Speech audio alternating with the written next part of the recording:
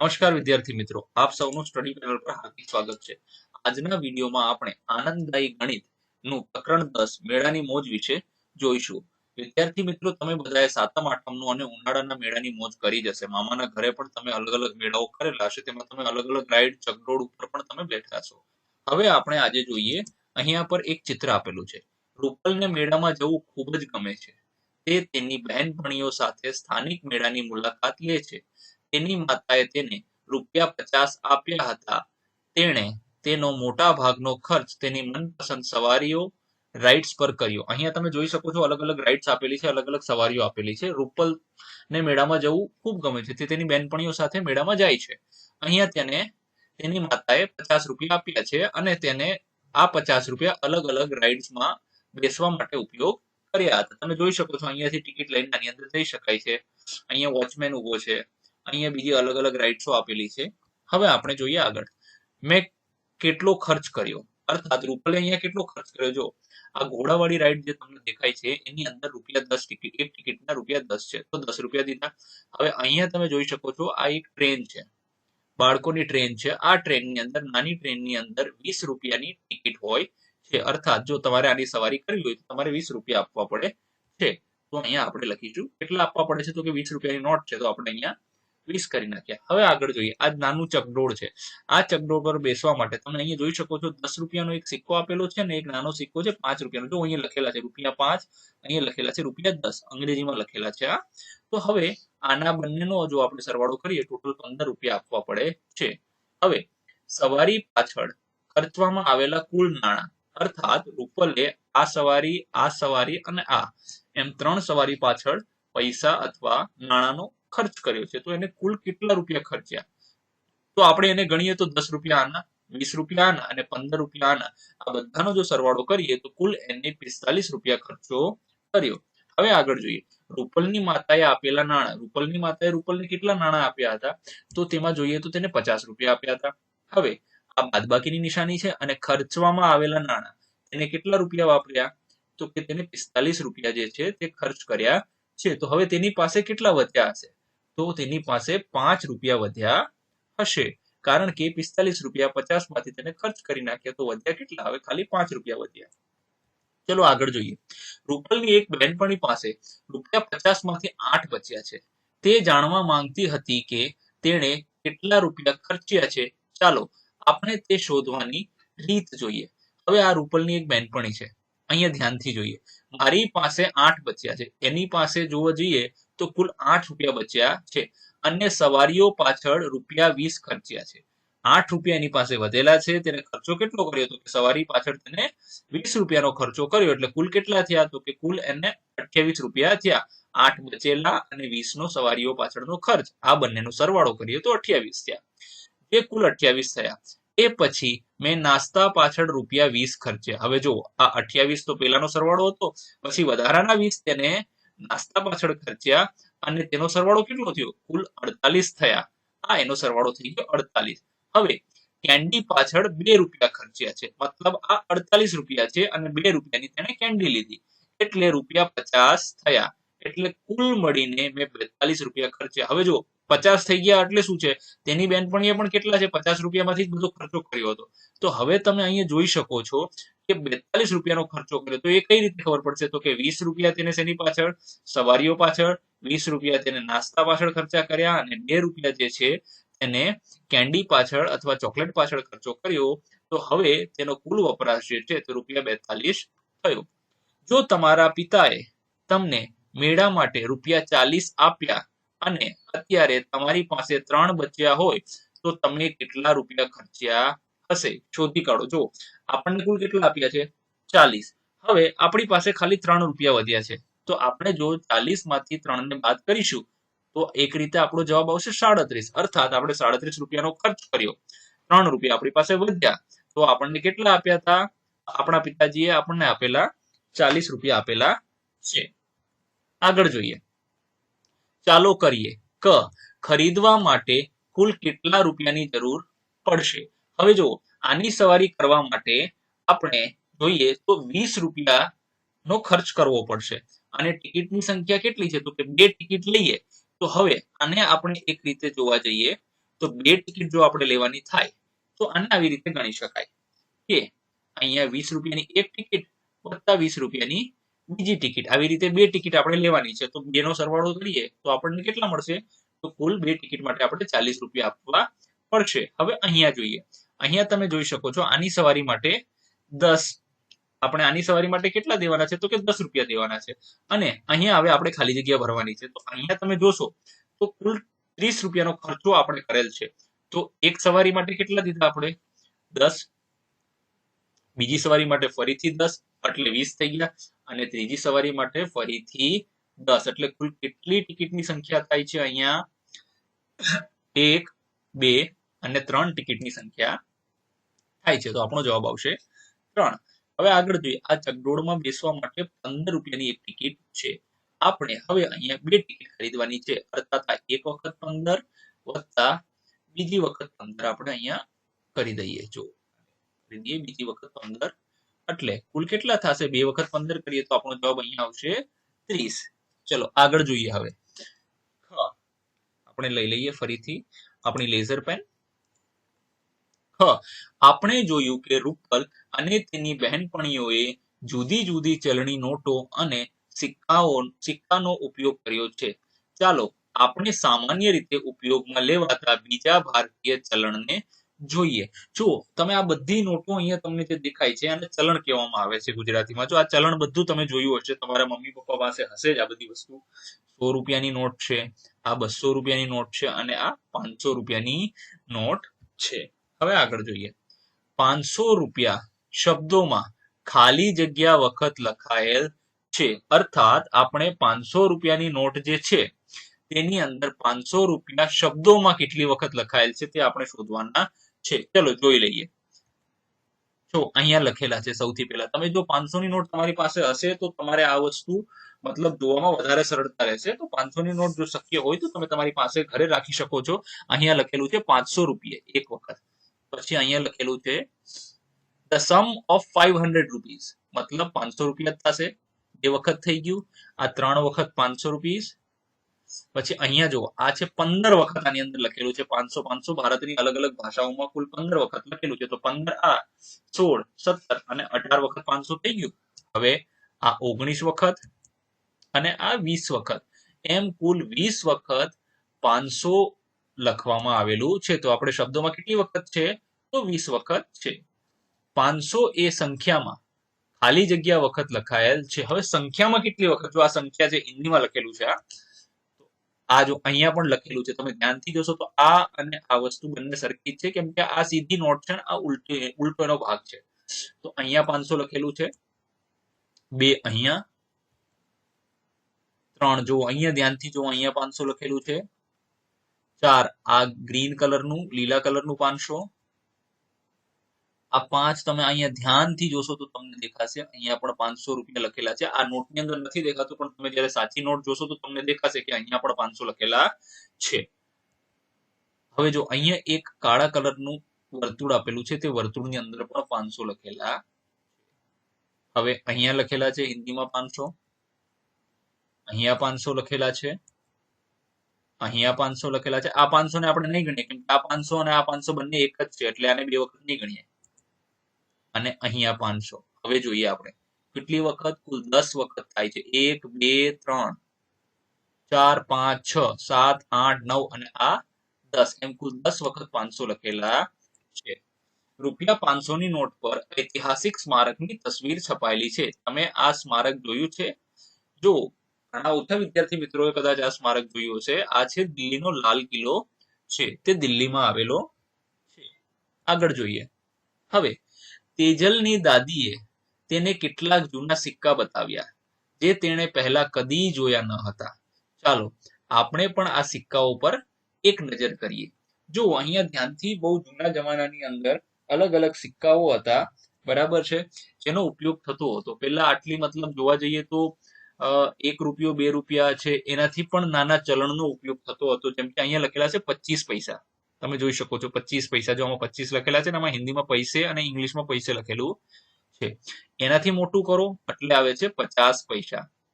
તો આ જુઓ તમે 1985 માં છપાયેલું છે, 50 પૈસાનો સિક્કો છે. હજી પણ ઘણા બધા વિદ્યાર્થી મિત્રોના ઘરમાં આ વસ્તુ આરામથી મળી જશે. 25 પૈસા અને 50 પૈસા કદાચ મળી જશે, પણ 10 પૈસા અને 20 પૈસા મળવા થોડાક અઘરા છે. આ જો 10 પૈસાનો છે, તમે જોઈ શકો છો સિક્કાની ડિઝાઇન, અને આ એલ્યુમિનિયમના બનેલા હતા.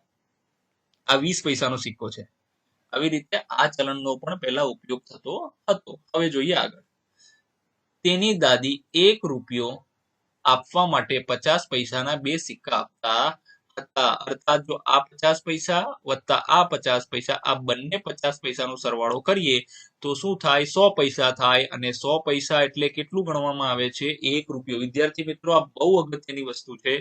આપણે આને ખરેખર યાદ રાખવાની છે, કારણ કે આગળ જતા બધી ક્લાસોમાં આનો આપણને ખૂબ વ્યવસ્થિત રીતે ઉપયોગ કરતા આવડવો જોઈએ. કે 1 રૂપિયો એટલે કેટલા પૈસા થાય? તો આપણને ખબર પડવી જોઈએ કે 100 પૈસા થાય, અથવા તો 100 પૈસા એટલે કેટલા રૂપિયા? તો કે 1 રૂપિયો થાય. એ આપણને ગણતરી આવડવી જોઈએ. હવે આગળ જોઈએ. તો 1 રૂપિયો આપવા માટે 25 પૈસાના કેટલા સિક્કા આપવા પડે?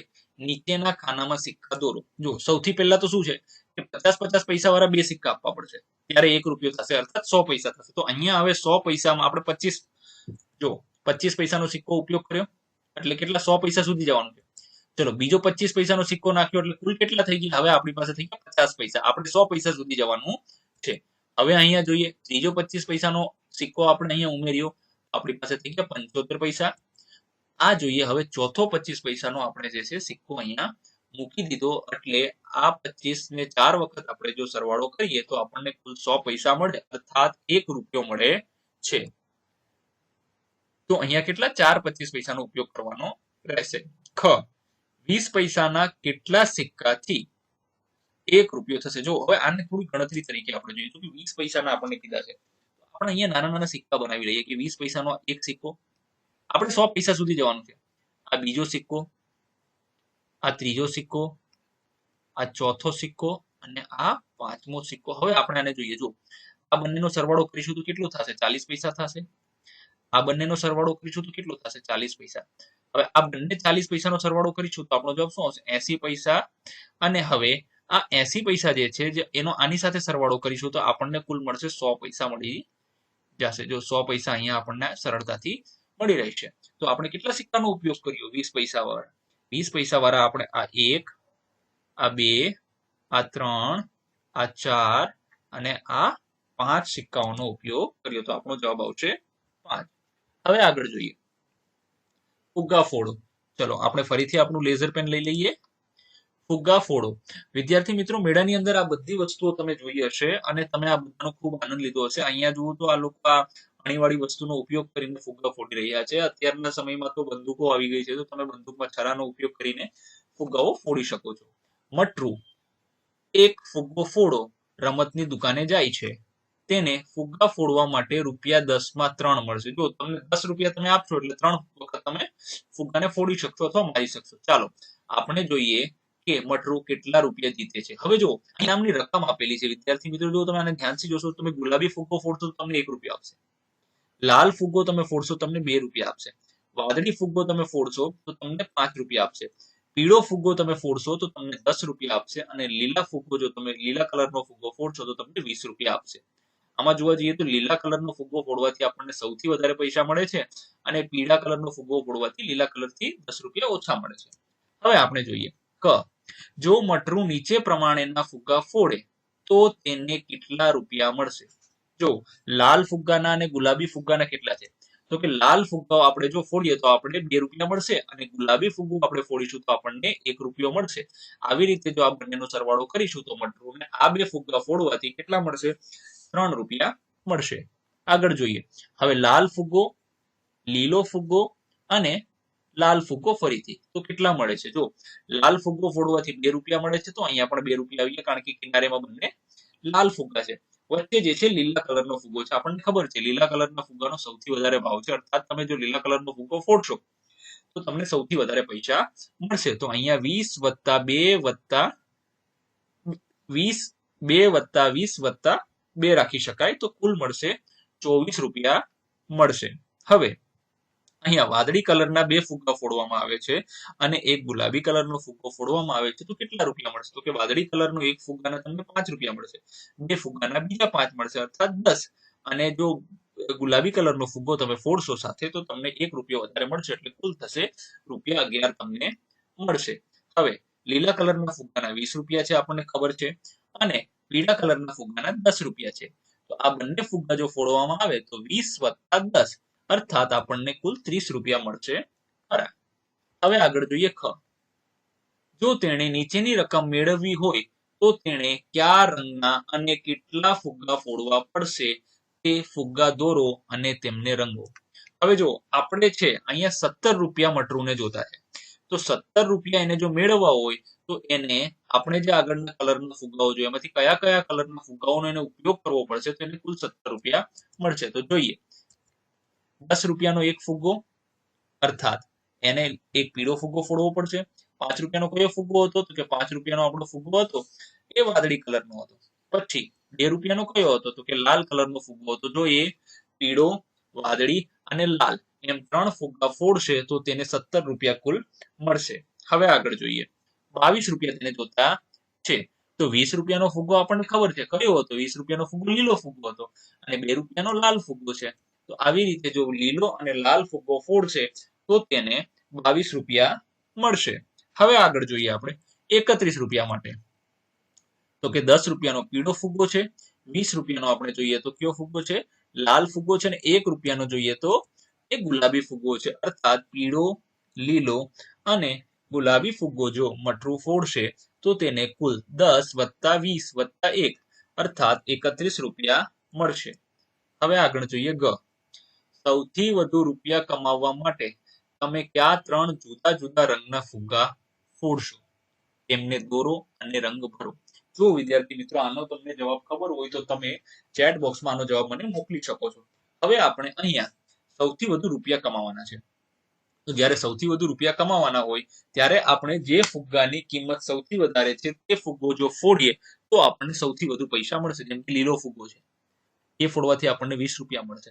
પછી 10 રૂપિયાનો એક ફુગ્ગો છે પીળા કલરનો, એ ફોડવાથી આપણને 10 મળશે, અને એનાથી નાનો છે દૂધિયા કલરનો જેનાથી આપણને 5 રૂપિયા મળશે. તો આ 3 અલગ અલગ ફુગ્ગા ફોડીશું જેની કિંમત સૌથી વધારે છે તો આપણને શું મળશે? જીતેલી કુલ રકમ કેટલી થશે? 20 + 10 એટલે 30, 30 + 5 એટલે 35 થશે.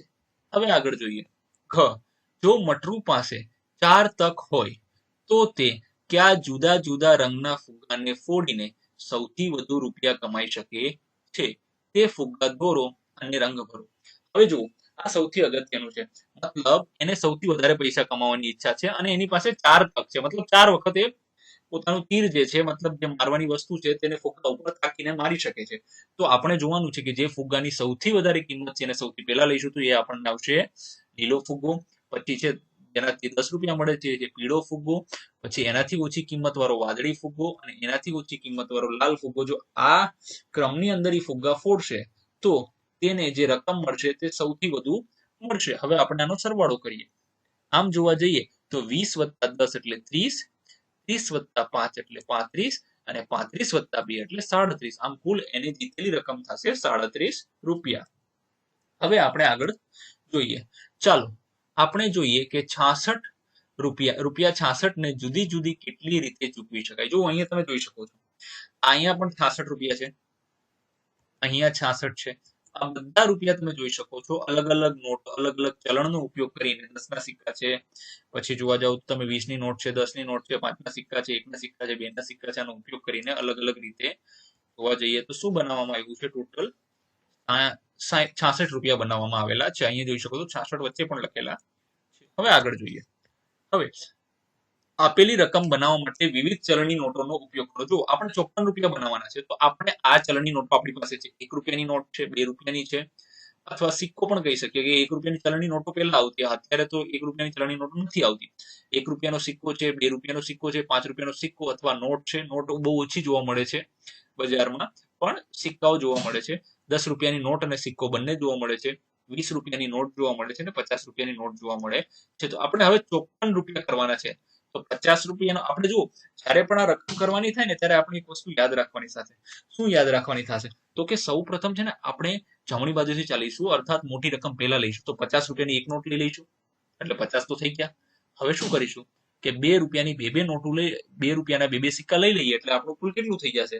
આ 50 વત્તા 4 એટલે કેટલા થઈ ગયા? 54 જવાબ મળી જાય. હવે આગળ જોઈએ આપણે અહીંયા 10 રૂપિયાની આપણે 4 નોટો લઈ લીધી. 10 રૂપિયાની 4 નોટો લઈ લીધી તો કેટલા થઈ ગયા? 40 થઈ ગયા. પછી 5 રૂપિયાની 2 લઈ લીધી એટલે 50 થઈ ગયા. પછી 2 રૂપિયાની કેટલી લીધી? તો કે 2 રૂપિયાનો આપણે એક સિક્કો લીધો એટલે 52 થયા અને 1 રૂપિયાના બે સિક્કા લીધા એટલે કુલ 54 થઈ ગયા. આવી રીતે આપણે જોવા જઈએ તો આનો સરવાળો બધી નોટો અને સિક્કાઓનો સરવાળો કેટલો થશે? 54 થશે. હવે આપણે જોઈએ અહીંયા 20 રૂપિયાની તો કે 20 રૂપિયાની બે નોટો લઈએ તો કેટલા રૂપિયા થાય? 20 વત્તા 20 40 થશે. પછી 10 રૂપિયાની આપણે એક લીધી એટલે 40 વત્તા 1 50 થઈ ગયા. અને 5 રૂપિયાના કેટલા સિક્કા લીધા? 1 રૂપિયાના કેટલા સિક્કા લીધા આપણે? તો 4 સિક્કા લીધા. 1 રૂપિયાના 4 સિક્કા લઈએ એટલે 54 થઈ જાય. ચલો આ તો ભરાઈ ગયું છે. હવે આપણે જોઈએ રૂપિયા 85 બનાવવાના છે. તો કઈ કઈ અલગ અલગ રીતે આ નોટોનો ઉપયોગ કરીને અર્થાત એકનો સિક્કો, બેનો સિક્કો, 5નો સિક્કો, 10ની નોટ, 20ની નોટ અને 50ની નોટનો ઉપયોગ કરીને આપણે કઈ રીતે 85 રૂપિયા બનાવી શકીએ. તો ચલો જોઈએ. સૌથી પહેલા 50 રૂપિયાની એક નોટ લીધી, પછી 20 રૂપિયાની એક નોટ લીધી એટલે 50 વત્તા 20 70 થઈ ગયા. પછી 10 રૂપિયાની એક નોટ લીધી એટલે કેટલા થઈ ગયા? 80 થઈ ગયા. અને 5 રૂપિયાનો એક સિક્કો લઈ લીધો એટલે કુલ થઈ ગયા 85. હવે આપણે આગળ જોઈએ બીજી રેખામાં. અહીંયા 50 રૂપિયાની એક નોટ લીધી, 20 રૂપિયાની એક નોટ લીધી એટલે કેટલા થયા? 50 વત્તા 20 70 થઈ ગયા. આપણે 85 સુધી જવાનું છે. 5 રૂપિયાની બે નોટ લીધી એટલે 10 બીજા થઈ ગયા. તો 50 વત્તા 20 એટલે 70 વત્તા 10 એટલે 80. હવે અહીંયા 2 રૂપિયાના કેટલા લીધા? તો કે બે સિક્કા લીધા અને 1 રૂપિયાનો એક સિક્કો લીધો એટલે 50 70 પછી 80 84 અને 1 85. આ રીતે થશે. 85 રૂપિયા થઈ ગયા. હવે આગળ વધીએ. અહીંયા 20 રૂપિયાની કેટલી લીધી છે આપણે? 20 રૂપિયાની 4 નોટો લીધી છે. તો 20 રૂપિયાની 4 નોટો લઈએ તો કુલ કેટલા થશે? 80 થશે. અને 5 રૂપિયાની એક નોટ લઈ લઈએ એટલે 85 થઈ ગયા. હવે હજી આગળ જોઈએ. અહીંયા જોઈએ 20 રૂપિયાની કેટલી નોટો લઈએ છીએ? તો કે આપણે એક લીધી એટલે 20 રૂપિયા થયા. 10 રૂપિયાની આપણે 6 લીધી એટલે જુઓ અહીંયા તમે જોશો ને તો આ 20 રૂપિયા અને આ 10 રૂપિયાની 6 થઈ ગઈ. કુલ થઈ ગયા 60 રૂપિયા. 60 અને 2 80. હવે આગળ જોઈએ 60 અને 20 80. બે એટલે બે નોટો એમ બરાબર છે. 60 અને એક નોટ લઈએ એટલે 80 થઈ ગયા. હવે આગળ વધીએ તો આ થશે 5 એમ કુલ થઈ જશે 85. હવે આપણે આ જોઈએ 10 રૂપિયાની 8 નોટો લઈએ એટલે સીધા 80 થઈ ગયા. 2 રૂપિયાના બે સિક્કા લીધા એટલે 4 રૂપિયા એ થઈ ગયા એટલે 80 ને 4 84. અને અહીંયા 1 રૂપિયાનો એક સિક્કો લીધો એટલે કુલ આપણા થઈ ગયા છે 85. ચાલો હવે આગળ વધીએ. ચાલો ખરીદી કરીએ. અહીંયા અલગ અલગ વસ્તુઓ આપેલી છે. આ બધી વસ્તુઓને તમે ધ્યાનથી અવલોકન કરો અને આ કંઈક વસ્તુ સમજવાનો પ્રયત્ન કરો. હવે અહીંયા આપણે જોઈએ અલગ અલગ વસ્તુઓમાં દડો છે 20 રૂપિયાનો છે, ફુગ્ગો છે 10 રૂપિયાનો છે, આ પુસ્તક છે 15 રૂપિયાની છે, કર્ડ એટલે દહીં છે 28 રૂપિયાનું છે, ક્રેયોન્સ કલર્સ આપેલા છે 20 રૂપિયાના છે, અહીંયા કપ આપેલો છે 10 રૂપિયાનો છે ચાનો, મિલ્ક છે દૂધ છે તે આ મિલ્ક પેકેટ છે તે 32 રૂપિયાનું છે, પેન 10 રૂપિયાની છે, આ કાર 15 રૂપિયાની છે, આ લાડવા જે બધાને ભાવે છે 30 રૂપિયાના છે, અને આ બિસ્કિટ 5 રૂપિયાના છે, આ પેન્સિલ 3 રૂપિયાની છે. આવી રીતે બધી વસ્તુઓ પર પોતાની જે કિંમત છે તે આપેલી છે. હવે આપણે આગળ જોઈએ વસ્તુઓ. અહીંયા તમે જોઈ શકો છો એક પુસ્તક આપેલું છે અને એક દહીં આપેલું છે. જો આ બંનેનો સરવાળો કરવામાં આવે તો કેટલા થશે? કુલ 43 રૂપિયા થશે. અને આપણી પાસે કેટલા છે? તો કે આપણી પાસે આ 20 રૂપિયાની નોટ છે અને આ 10 રૂપિયાનો સિક્કો છે. આ બંને તમે જોશો તો કેટલા થયા? કુલ 30 રૂપિયા થયા. હકીકતમાં આપણે જોઈએ છે કેટલા? 43. તો બચેલા અથવા જરૂરી કેટલા રૂપિયા છે? તો કે આપણે 13 રૂપિયાની જરૂર પડશે. અર્થાત આપણી પાસે 13 રૂપિયા ઓછા છે. જો આ બે વસ્તુ ખરીદવી હોય તો 13 રૂપિયા વધારાના જોઈએ ખરા. હવે આપણે જોઈએ બીજી વસ્તુ કઈ જોઈએ છે આપણે. બીજી વસ્તુની અંદર આપણે જોઈએ તો અહીંયા આપેલું છે આ એક કપ આપેલો છે જે 10 રૂપિયાનો છે અને આ લાડવાનું એક પેકેટ આપેલું છે. આમ જોવા જઈએ તો એક કોથળીની અંદર ભરેલા છે લાડવા. 30 રૂપિયાની થશે, પોલિથીનમાં છે. તો કુલ થઈ જશે અહીંયા થશે 40 રૂપિયા. 30 વત્તા 10 40. તો આપણી પાસે કેટલા છે? તો કે આપણી પાસે 50 ની નોટ છે અને આ 5 નો સિક્કો. હવે 50 ની નોટ અને 5 નો સિક્કો જો આપણી પાસે હોય, બરાબર છે, તો આપણને ખબર છે કે કુલ થશે 55 રૂપિયા. હવે 55 રૂપિયામાંથી આપણે 40 રૂપિયા ખર્ચ કરવાના છે, તો આપણી પાસે કેટલા વધશે? આ જો સંખ્યા મોટી હોય આના કરતા, તો આપણી પાસે પૈસા બચશે પૈસા. તો કેટલા બચેલા છે? 15 રૂપિયા બચેલા છે. હવે જોઈએ, ક્રેયોન્સ છે 20, બોટલના છે 55 અને કડાના છે 20 રૂપિયા. તો કુલ કેટલા રૂપિયા થયા? તો 95 રૂપિયા આપણી પાસે કેટલા છે? તો કે એક 20 ની નોટ છે ને બે 10 ના સિક્કા છે, અર્થાત 40 રૂપિયા છે. તો 40 રૂપિયા જોવા જઈએ, 40 અને 95 માંથી મોટી સંખ્યા કઈ કહેવાય? તો કે 95 કહેવાય. તો આપણે અહીંયા જે રૂપિયા છે તે જરૂરી છે, મતલબ વધારે જોશે. તો કેટલા રૂપિયા જોશે? તો કે 55 રૂપિયા આપણે જરૂરી છે. જો 55 રૂપિયા વધારે આપણી પાસે હોય તો આપણે આ બધી વસ્તુને ખરીદી શકીએ. ચાલો આગળ જોઈએ. હવે આ બહુ અગત્યના દાખલા છે. શું તમે જોયું છે કેટલીક વાર આપણે મોબાઈલ ફોનનો ઉપયોગ કરીને પૈસાની ચૂકવણી કરીએ છીએ? હા, જોયું જ હશે. તમારા વાલીઓ બધા ઘરે તમે જોયું હશે કે ગૂગલ પે, જેને જીપે કહેવાય છે, અથવા ફોન પે, આ બધી અલગ અલગ એપ્લિકેશનોનો ઉપયોગ કરીને, ભીમ એપ છે, એમેઝોન પે છે, આ બધી વસ્તુઓનો ઉપયોગ કરીને તમે પૈસાનું પેમેન્ટ કરતા તમારા માતા પિતાને જોયા હશે. હવે આપણે શું કરવાનું છે? આ બધાનો સરવાળો કરવાનો છે. જો ચલો 8 + 2, જ્યારે 8 ને 2 માં આપણે ઉમેરીએ ત્યારે આપણને કુલ મળશે 10.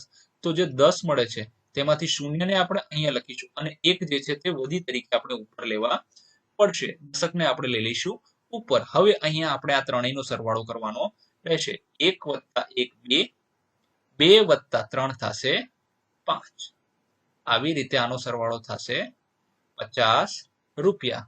હવે આપણે આગળ જોઈએ. અહીંયા બીજું છે ₹15 + ₹27. અહીંયા 5 + 7, તો એનો સરવાળો થશે 12.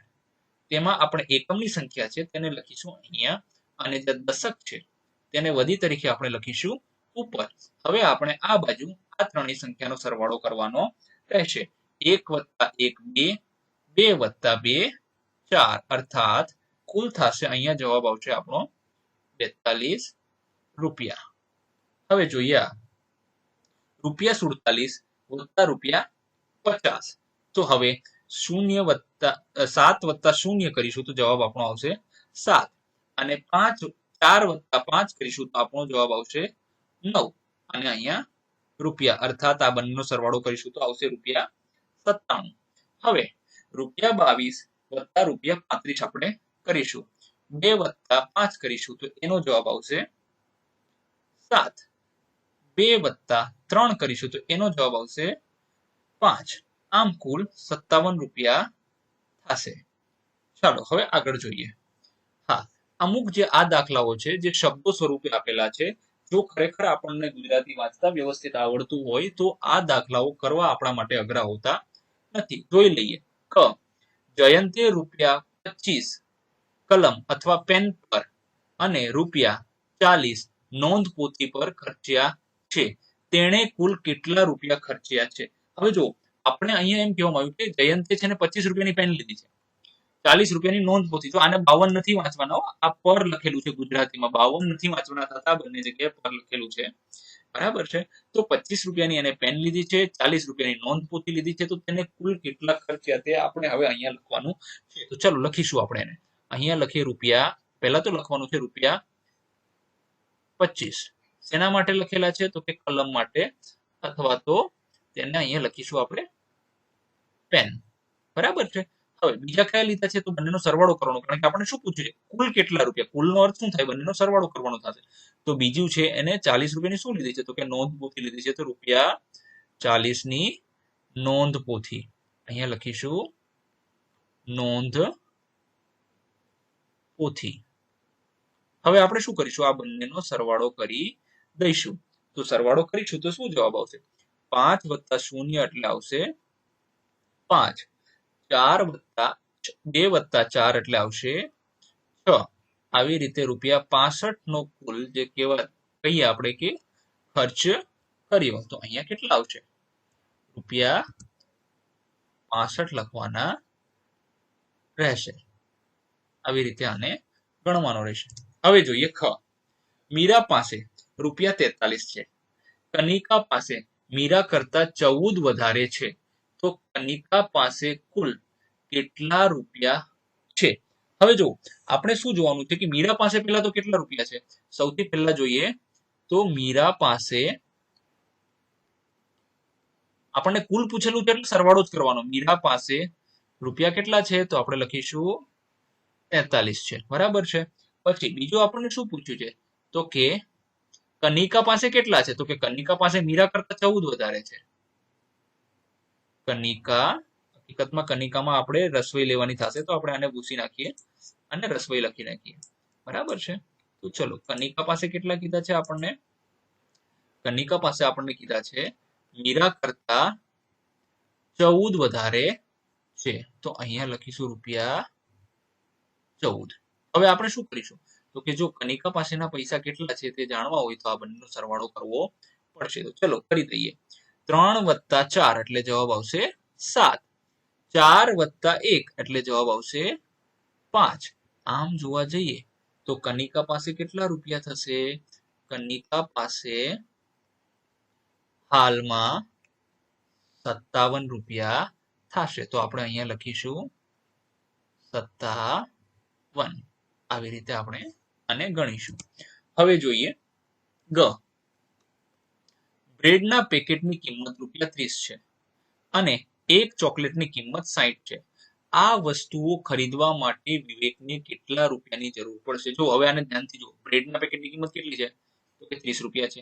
ચોકલેટના પેકેટની કિંમત કેટલી છે? તો કે ₹60 છે. ચલો પેલા એને લખી લઈએ. અહીંયા બ્રેડના પેકેટની કિંમત કેટલી છે? તો કે ₹30. બરાબર છે. હવે જોઈએ ચોકલેટની કિંમત લખી નાખીએ આપણે. ચલો ચોકલેટની કિંમત કેટલી છે? તો કે ₹60 છે. હવે આપણે શું કરવાનું થશે? જોઈએ સરવાળો કરવાનો છે કે બાદબાકી. તો આ વસ્તુઓ ખરીદવા માટે વિવેકને કેટલા રૂપિયાની જરૂર છે? મતલબ આ બંને વસ્તુને ખરીદવાની છે. તો ખરીદવા માટે શું કરવું પડશે? આપણે એનો સરવાળો કરવો પડશે. તો તેને કુલ રૂપિયાની જરૂર કેટલા થશે? કુલ બરાબર આપણે અહીંયા જોઈએ તો 0 + 0 0, 3 + 6 આવશે 9 અને અહીંયા લખીશું રૂપિયા. આવી રીતે કુલ 90 રૂપિયાની જરૂર વિવેકને પડશે. હવે આગળ જોઈએ. અજય પાસે અજય પાસે ₹58 છે. તેણે બજારમાં 48 રૂપિયા વાપર્યા. હવે તેની પાસે કેટલા રૂપિયા બચ્યા? જો ખૂબ અગત્યનો છે. જો બચ્યા જ્યારે શબ્દ આવે ને, બચ્યા એટલે બાદબાકીનો ઉપયોગ કરવાનો થશે. ચલો જોઈ લઈએ. અજયની પાસે લખી નાખીએ આપણે. અજયની પાસે કેટલા રૂપિયા છે? તો કે ₹58 છે. બરાબર છે. ચલો એને કેટલા વાપર્યા અથવા ખર્ચ્યા? તો અહીંયા લખ્યું અજય એ વાપર્યા. કેટલા વાપર્યા છે અજય? કે અજયે કુલ 48 રૂપિયા વાપર્યા છે.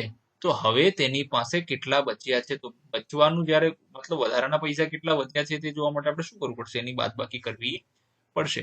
8 માંથી 8 ને બાદ કરીએ તો 0 આવે અને 5 માંથી 4 ને બાદ કરીએ તો 1 આવે છે. અર્થાત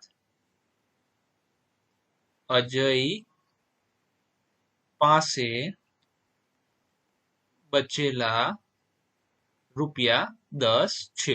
વિદ્યાર્થી મિત્રો, તમે આ વિડીયોને જે પૂરેપૂરો જોવાનો પ્રયત્ન કર્યો હશે ને સમજવાનો પ્રયત્ન કર્યો હશે. કૃપા કરીને ચેનલને લાઈક અને સબસ્ક્રાઇબ જરૂર કરો. ધન્યવાદ.